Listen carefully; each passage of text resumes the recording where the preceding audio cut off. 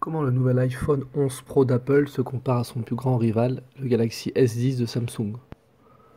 L'iPhone 11 Pro et le Samsung Galaxy S10 sont tous deux équipés de trois objectifs orientés vers l'arrière, dont l'un permet au téléphone de capturer des images ultra larges, avec un champ de vision nettement plus large qu'avant. Mais il y a une différence entre les caméras ultra grand angle d'Apple et celles de Samsung. Samsung offre un champ de vision de 123 degrés, tandis que celui d'Apple est légèrement plus étroit à 120 degrés. La caméra ultra grand angle du Galaxy S10 possède également un capteur de 16 mégapixels, tandis que celle de l'iPhone est de 12 mégapixels. L'appareil photo ultra grand angle de Samsung a une ouverture plus faible que celle d'Apple, ce qui signifie que l'objectif peut s'ouvrir plus largement pour absorber plus de lumière et donc fournir plus d'exposition. Les appareils photo grand angle et téléobjectifs de Samsung sont de 12 mégapixels, tout comme ceux d'Apple. Mais comme c'est le cas avec l'objectif ultra grand angle, il y a quelques différences à prendre en compte lorsqu'il s'agit d'ouverture. L'objectif grand angle de l'iPhone a une ouverture de f1,8, tandis que celui de Samsung est capable de passer d'une ouverture de f1,5 à f2,4. En matière d'enregistrement vidéo, l'iPhone 11 Pro et le Galaxy S10 présentent de nombreuses similitudes. Les deux téléphones peuvent enregistrer des vidéos 4K jusqu'à 60 images par seconde et des vidéos ralenties en 1080p jusqu'à 240 images par seconde. Le Galaxy S10 a un écran de 6,1 pouces, légèrement plus grand que l'écran de 5,8 pouces de l'iPhone 11 Pro. Il est également plus pointu que l'iPhone d'Apple. L'écran du Galaxy S10 a une résolution de 3040 x 1440, soit 550 pixels par pouce, tandis que l'iPhone 11 Pro a une résolution de 2436 x 1125 avec 458 pixels par pouce. Mais avoir une meilleure résolution ne signifie pas toujours qu'un écran est meilleur que l'autre. Alors que les écrans des téléphones Samsung sont généralement vibrants et pleins de couleurs vives, je trouve parfois que les couleurs sont plus réalistes sur l'iPhone.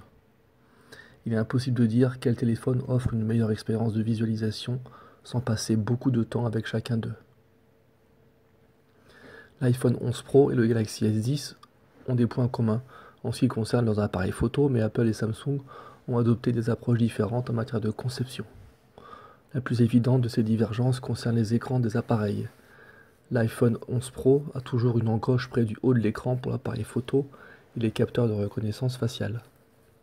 Chez Samsung, on a l'impression que le constructeur a simplement percé un trou dans l'écran de l'appareil, à l'endroit où se trouvent ses capteurs de caméra frontale, créant l'illusion que l'écran s'étend vraiment de bord en bord.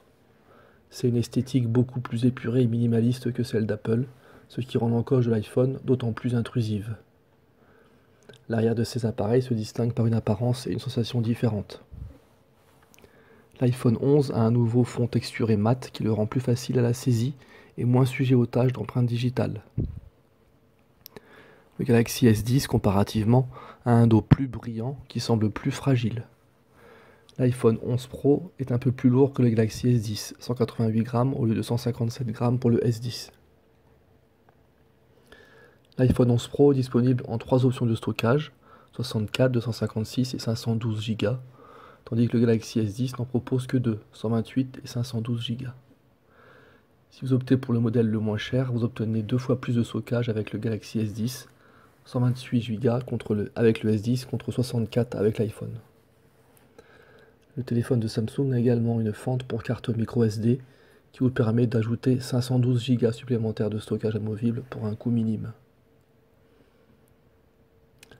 En ce qui concerne le prix, le Samsung Galaxy S10 est moins cher que l'iPhone 11 Pro, comptez 800 € contre près de 1000 € pour la marque à la pomme. L'iPhone 11 Pro est mieux équipé pour résister aux dégâts d'eau que le Samsung Galaxy S10. Le nouvel iPhone d'Apple peut être immergé jusqu'à 4 mètres d'eau pendant 30 minutes, tandis que le Galaxy S10 peut survivre après avoir été plongé jusqu'à 1,5 m d'eau pendant 30 minutes. Le Galaxy S10 de Samsung offre quelques fonctions supplémentaires que l'iPhone n'offre pas, comme un lecteur d'empreintes digitales à l'écran, un écran toujours allumé qui peut afficher des informations comme l'heure et l'autonomie de la batterie, et une charge sans fil inverse. Cette fonction vous permet de charger des accessoires, comme des écouteurs sans fil ou une montre connectée, simplement en les posant à l'arrière du téléphone. Pratique lorsque vous n'êtes pas près d'une prise. L'un des grands avantages des produits d'Apple c'est qu'ils fonctionnent tous ensemble de manière transparente. L'un des meilleurs exemples est la façon dont vos AirPods s'appairent automatiquement avec votre iPhone dès que vous ouvrez le couvercle. Les AirPods mettent automatiquement la musique en pause lorsque vous en retirez un de vos oreilles. Certains concurrents ont copié cette approche, mais Apple a été le pionnier.